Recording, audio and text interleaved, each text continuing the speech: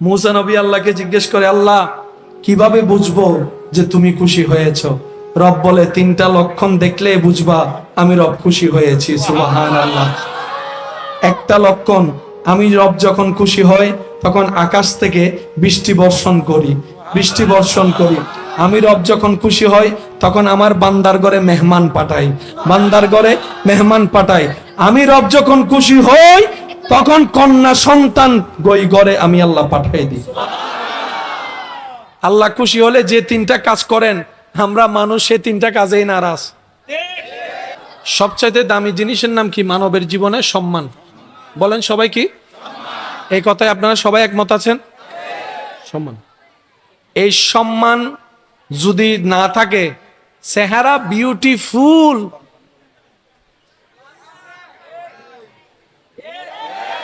সম্মান যদি 2% না থাকে, জিম কইরা বডি রে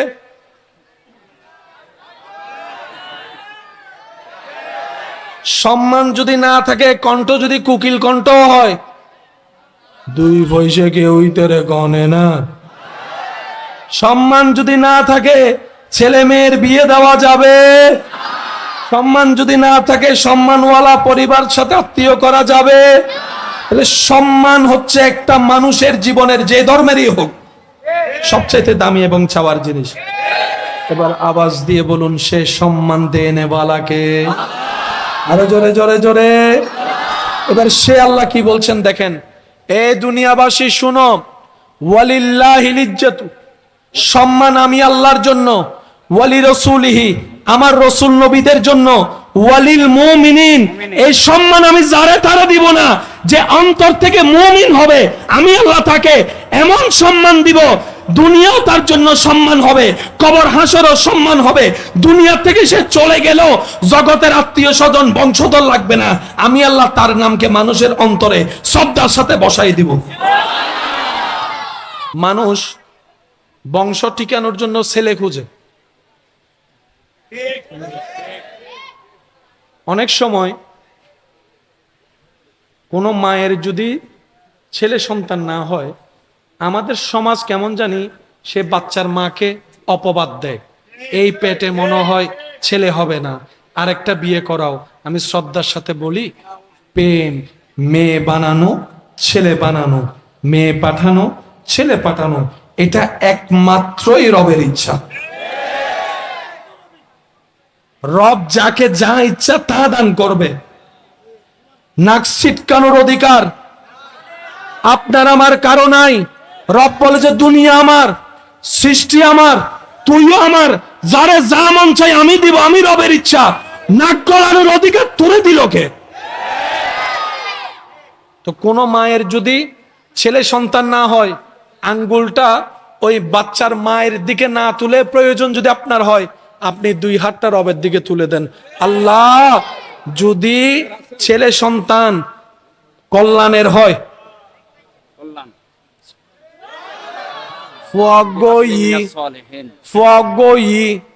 ইতের জ্বালাই কেউ এলাকার তাই নবারে তিবে দিলাপ কি মাথা বাজি।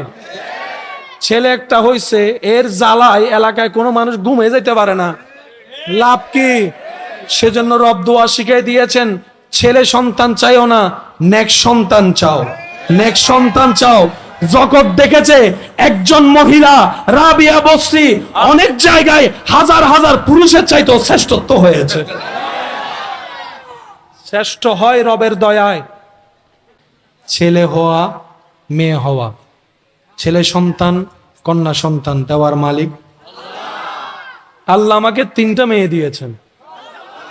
আমি সবার সামনে বুক ফুলাই বলি, আমার 3টা জান্নাত আছে, আমার 3টা জান্নাত, আমার 3টা জান্নাত আছে। আল্লাহ যদি আমাকে আরো 3টা দেয়, আমি বলবো আলহামদুলিল্লাহ। একটা কথা মনে পড়ছে, ছোট্ট করে বলি, আল্লাহ যাকে খুশি করতে চায় তাকে ছেলে সন্তান দেয়, আর আল্লাহ যার উপর খুশি হয় তাকে কন্যা সন্তান দেয়। যারা মেয়ের বাবারা আছেন, আজকে অন্তত বলেন আলহামদুলিল্লাহ। হয় নাই, আরো জোরে বলতে হবে। আল্লাহ যাকে খুশি করতে চায় তাকে ছেলে সন্তান দেয়, আর আল্লাহ যার উপর খুশি হয় তাকে কন্যা সন্তান দেয়। সুবহানাল্লাহ। তো মেয়ে হলে আজকে থেকে যাবে। ছোট বাচ্চারা বড় এফেক্টিভ, কারণ কি, হ্যাঁ, ছোট বাচ্চার হাতে, আমরা যখন রবের কাছে ভিক্ষা করি আমাদের হাতে গুনাহ থাকে, ছোট বাচ্চার, মাসুম বাচ্চার হাতে কোনো গুনাহ, ওরা হচ্ছে জান্নাতের ফুল। সেজন্য দেখবেন যত ভালো কাজ বাচ্চারা আগে এসে বসে। এই মাহফিল কয়টায় শুরু হয়েছে আমি জানি না, কিন্তু প্রথম দর্শক হচ্ছে বাচ্চারা। কিন্তু মজার বিষয়, যখন মানুষ সবাই চলে আসে, সবাই তখন তাদেরকে বলে ভিজে যা। কথা বলেন ঠিক কিনা? ইধারা মানলে ভিড়ের হইতো না পারে, সইতো না পারে। ও দাদা, তোমার নয় দে তার আইসি দি, আর উজুরে না চুরাই দিয়ে আর আসিলাম দে, তো তোমার নো আসিল মানলে ভিড়ে তো বুড়ো কোনো ভাই টেল টেলে অনুরূপ চলে যাবি। ও মাতি হ না, ঠিক না বে ঠিক? ছোট বাচ্চারা হচ্ছে জান্নাতের ফুল, দোয়াতে ওদেরকে রাখবেন। ওদের হাতের উসিলায় অনেক সময় আল্লাহ আমাদের দোয়া কবুল করে ফেলেন। আমিন। একটু জোরে বলা যাবে? যাদের ঘরে ছোট বাচ্চা আছে, মারা আছেন, বাবারা আছেন, বাচ্চাকে সামনে রেখে দোয়া করবেন। আল্লাহ আল্লাহ, আমি জানি আমার গুনাহ এত বিশাল যে তোমার রহমত আমার দিকে আসছে না। আল্লাহ, আমি তোমাকে অনেক নারাজ করেছি, আমি জানি আমি অনেক ভুল করেছি আল্লাহ। কিন্তু আল্লাহ, এই ছোট বাচ্চাটা দেখো না আল্লাহ, এই ছোট বাচ্চাটা দেখো না আল্লাহ, ওর মা আমি, ওর বাপ আমি, এই বাচ্চাটা আল্লাহ ওর দিকে তাকাই হল, আল্লাহ একটু মাফ করে দাও না আল্লাহ। এই বাচ্চার উসিলা আপনাকে মাফ করে দিতে পারে। সুবহান। মনে রাখবেন ভাইয়েরা, রব্বুল আলামিন সবসময় কারণ খুঁজে আর বাহানা খুঁজে বান্দাকে মাফ করার জন্য, বান্দাকে ক্ষমা করার জন্য। বলেন না সুবহান। ইমানদার ভাই, তাহলে আল্লাহর রহমত পাওয়ার যাদের ইচ্ছা আছে, তাদের নেক কাজের সাথে বন্ধুত্ব রাখতে হবে। শয়তানে যতই জ্বালাক, ভালো কাজে লেগে থাকতে। তাইলে কি হবে? রহমত আসতে থাকলে, বৃষ্টি হচ্ছে, বিরক্ত হচ্ছেন আপনারা? খুশি মনে আলহামদুলিল্লাহ বলেন। অনেকে বৃষ্টি চেয়েও পাচ্ছে না, বৃষ্টির জন্য নামাজ পড়া লাগতেছে, আর আপনাকে আমাকে আল্লাহ এমনি এমনি দিচ্ছে যে এমনি এমনি। সুবহানাল্লাহ বলেন। সেজন্য এগুলাতে কখনো বিরক্ত হওয়ার দরকার। মনোযোগ। ওই আল্লাহর রহমত যত পেতে থাকবেন, রু তত চার্জ হতে থাকবে। রু যত চার্জ হবে, আপনার রুর পাওয়ার বাড়বে। রু যত শক্তিশালী হবে, অটোমেটিক শয়তান তত পরাজিত হবে, দুর্বল হয়ে যাবে। এখানে যারা আছেন একটা কথা মাথায় রাখবেন,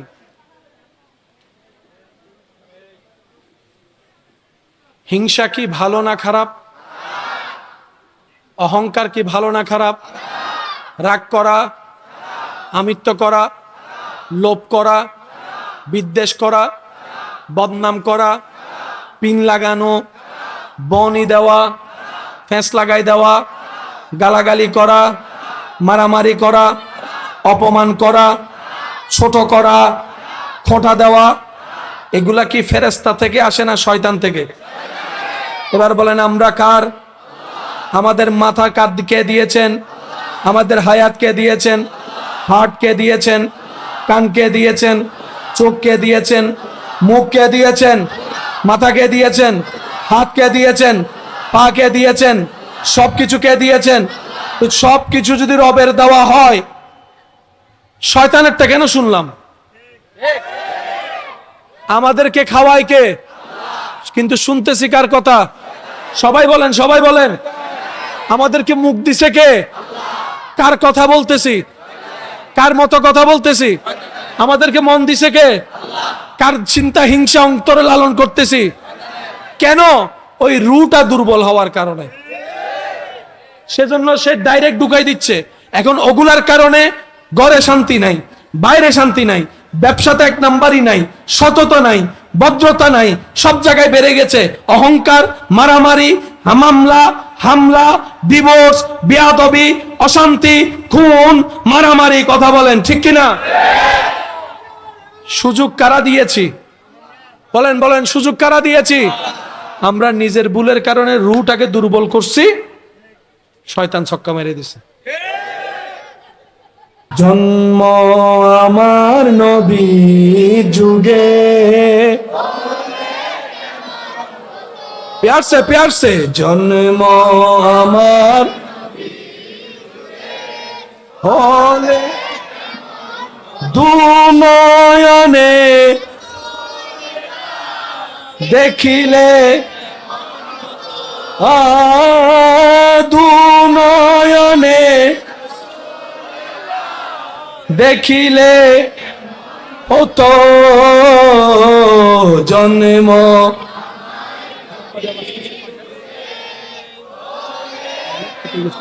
হতো জন্ম আমার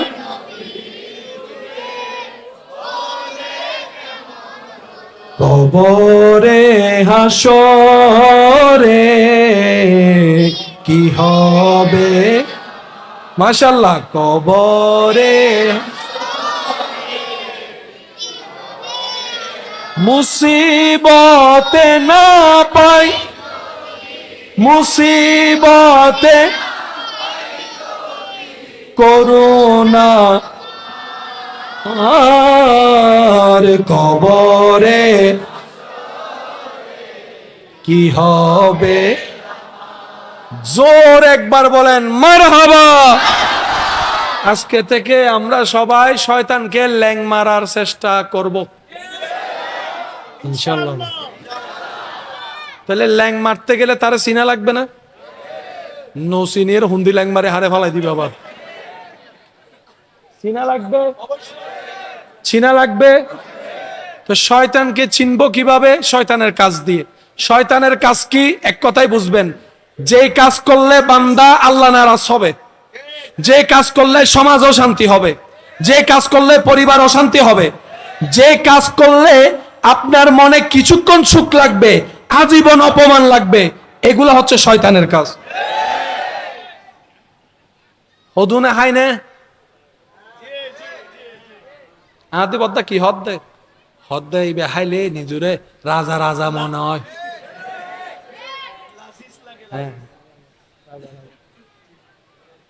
হাই এরে ডুলই ভরে গিয়ে নালাত, আর পুলিশ ভাই আই এর ইতারে ফিসু দি শব্দ ইন্তু হনদিন খেয়াল করি নস আই লাভ ইউ উত্তরে কি হয়? ওয়া মাতো না বাজু। হ্যাঁ, এই বে সামলো, এই বে সামলো, অন্যর জিনিস তো সবসময় অন্যর জিনিস নিজের তো বেশি যত্ন গরম পরে। কি বললে আন নবী সুন্নত, সুবহানাল্লাহ। আই লাভ ইউ হইলে কি হয়? আই লাভ ইউ হোমা রাইতে গে গুদর না ইতে এন গরি গুম হারাম গজ্জি দে ফরদ দিন মুয়াজ্জিনা হদ দড়ো, তুই তো রাইত বস চেতনতা হস আর কানাডা হাই দিস, ইল্লে কিছু আছে না? এ বেলায়ুন আমি তোমাকে ভালোবাসি, রাইট। মানুষ বাঁচতে গেলে ভালোবাসার দরকার, কিন্তু ফ্যাঁস কোন জায়গায় দেখেন, আমি তোমাকে ভালোবাসি, ঠিক আছে না? আমি তোমাকে ভালোবাসির উত্তরে কি বলতেছে? I love you too. তার মানে আমি তোমাকে ও ভালোবাসি, নো বুঝে, আমি তোমাকেই ভালোবাসি, হয়জন আমি তোমাকেও ভালোবাসি,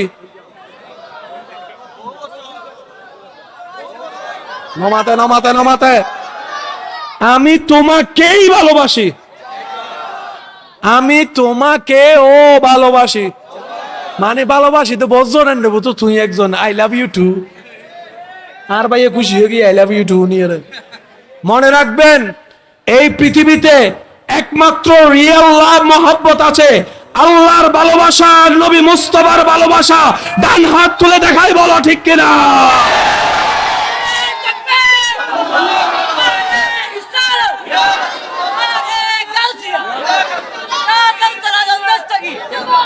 আর সব ভালোবাসা হলে যতক্ষণ দিতে পারবেন,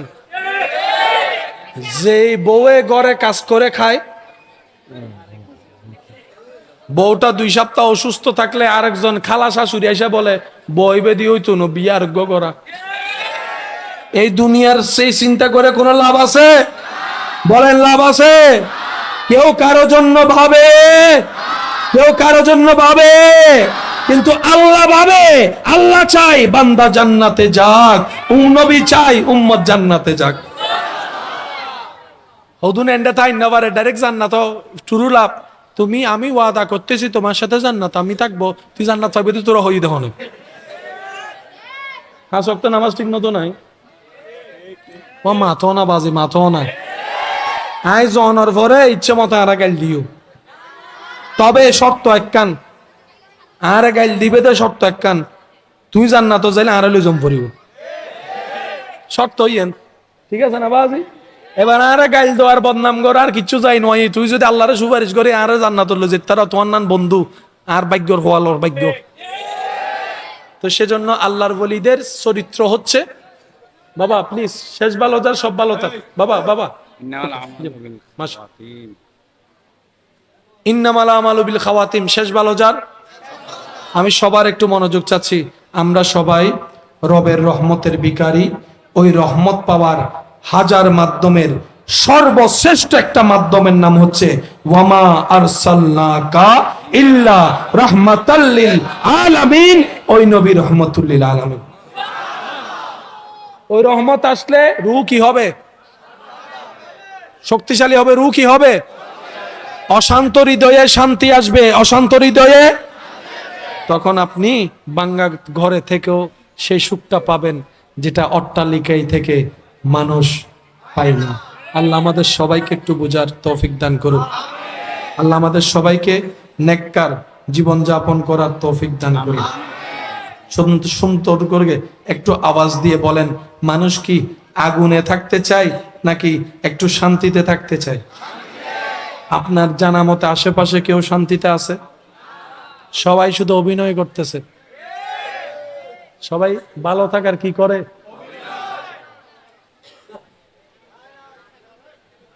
এখান থেকে শান্তি। সুস্থ ব্রেন ওয়ালার চাইতে 1000 গুণ শান্তিতে পাগলরা আছে। আমি জানি না আপনারা আমার কথাটা কিভাবে নিবেন, তবে শুনেন, পৃথিবীর সবচাইতে সুন্দর দৃশ্য হচ্ছে মানুষের মুখের হাসি। আর মানুষের মুখের মধ্যে সবচাইতে সুন্দর হাসি হচ্ছে পাগলের হাসি। আমাদের হাসির মধ্যে কিছুটা হইল ফরমালিন, বলেন না ফরমালিন।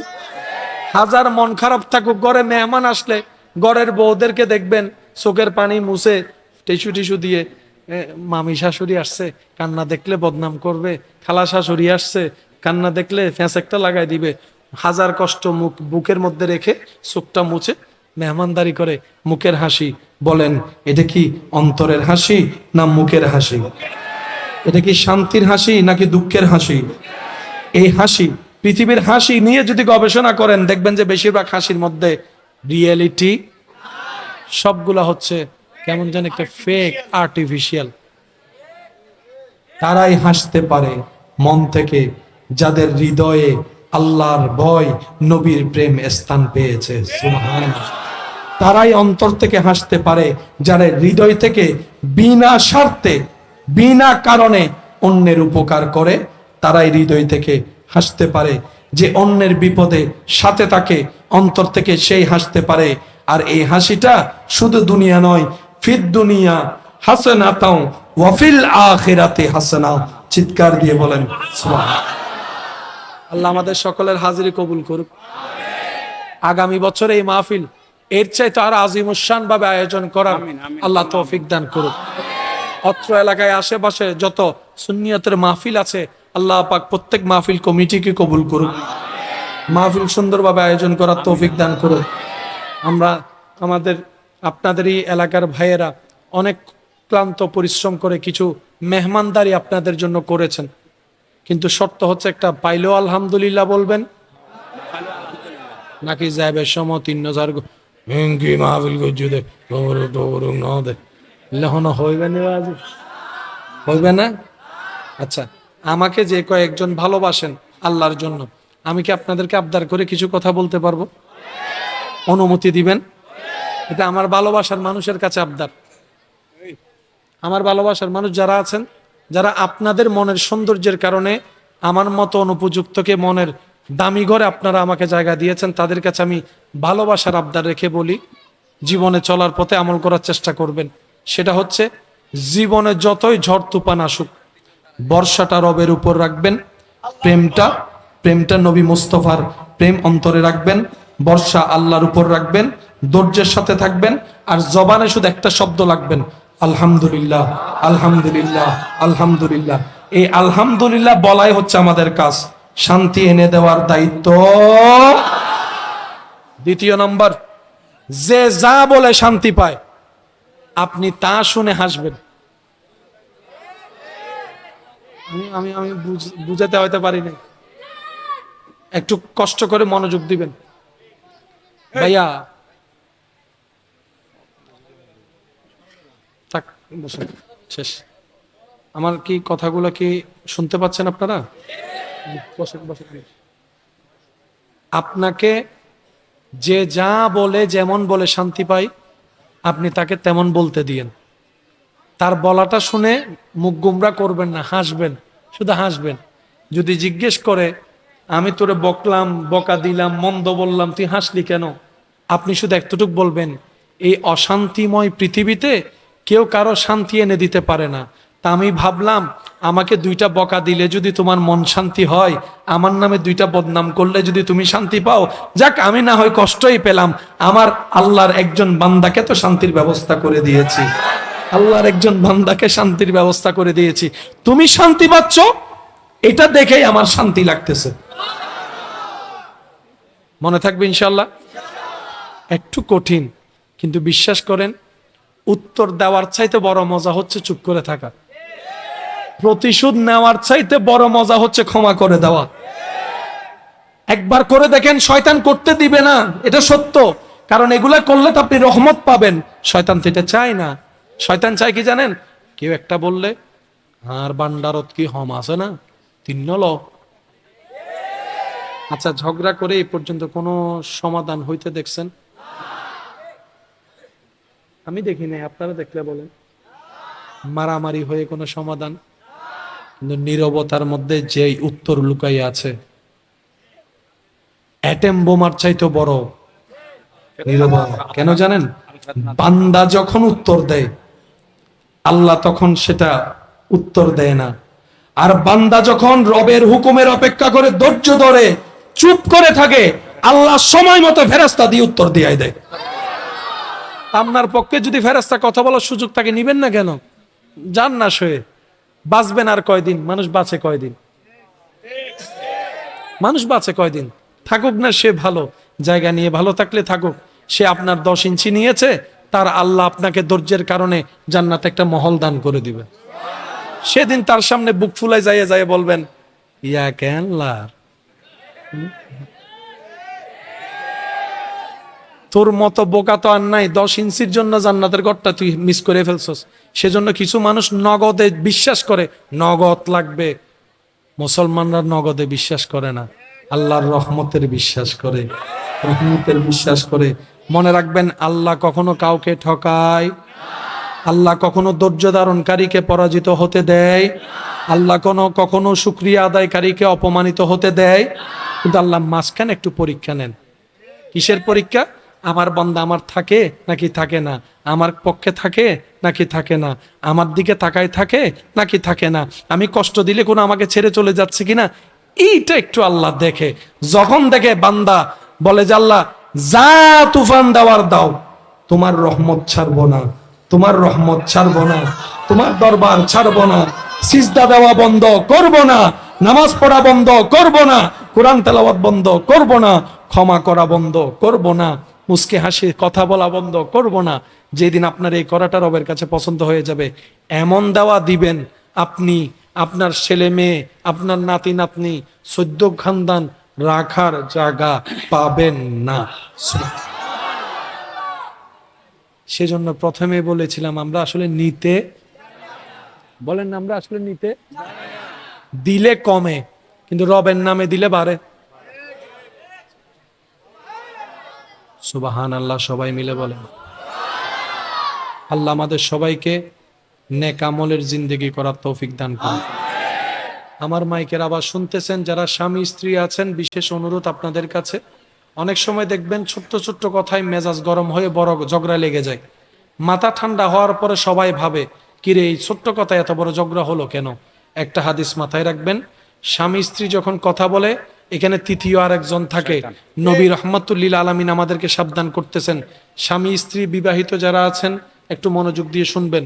স্বামী স্ত্রী যেখানে থাকে তৃতীয় একজন থাকে শয়তান। ওই শয়তানের কাজ কি? স্বামী যখন কিছু বলে স্ত্রীর মাথায় ফু মারে, এই ছোট্ট কথা যেন বড় মনে হয়, হ্যাঁ আমাকে এত বড় কথা বলছে, আমাকে ইগুতে লাগছে, এমন ভাবনা সৃষ্টি করে। স্ত্রী যখন কিছু করে স্বামীকে মাথায় বসে দেয়, সে যেন আমাকে অপমান করেছে, অসম্মান করেছে। ছোট্ট কথায় বড় ঝগড়া হয়, শয়তান মিস্টার আনন্দ নেই। ঝগড়া হতে হতে দুইজন আলাদা বিছানায় ঘুমাই, মিস্টার শয়তান আনন্দে নেই। এবার দুইজনে বিছানায় ভেবে ভাবনায় পড়ে গেল, এই ছোট্ট কথায় রাগটা না দেখালেও পারতাম, ছোট্ট কথায় ঝগড়াটা না করলেও পারতাম, কিন্তু লজ্জার কারণে কেউ কাউকে সরিও বলে না, শয়তান খুশি হতে থাকে। সেজন্য মাথায় রাখবেন, স্বামী স্ত্রী যখন এক জায়গায় হবেন, দুই একটা কথা 19-20 হচ্ছে, এটা বউয়ের পক্ষ থেকে হোক, স্ত্রীর পক্ষ থেকে হোক, স্বামীর পক্ষ থেকে হোক, আপনারা দুজন তো দুই শরীরের এক কাপড়। স্বামী স্ত্রী দুই শরীরের, আল্লাহ কোরআনে লেবাস বলেছেন, লেবাস লেবাস। স্বামী স্ত্রী কয়জন? জোরে বলেন কয়জন? পোশাক কয়টা? স্বামীর পোশাক স্ত্রী, স্ত্রীর পোশাক স্বামী। আল্লাহ এটার মানে কি? রব বলে যে পোশাকের কাজ কি? গোপন করা, আড়াল করা। স্বামীর কাজ বউয়ের দোষ গোপন রাখা সবার কাছে, স্ত্রীর কাজ স্বামীর দোষ গোপন রাখা সবার কাছে। স্বামী বলবে আমার বউ বেস্ট, বউ বলবে আমার স্বামী বেস্ট। আল্লাহ রহমত দিয়ে তাদের সে বাঙ্গা ঘরও শান্তির ব্যবস্থা করে দেবে। আল্লাহ তাআলা আমাদের সকলের হাজিরি কবুল করুক, আমাদের সারা জীবনের গুনাহ মাফ করুক। আমরা সালাতু সালামে যাব, আপনারা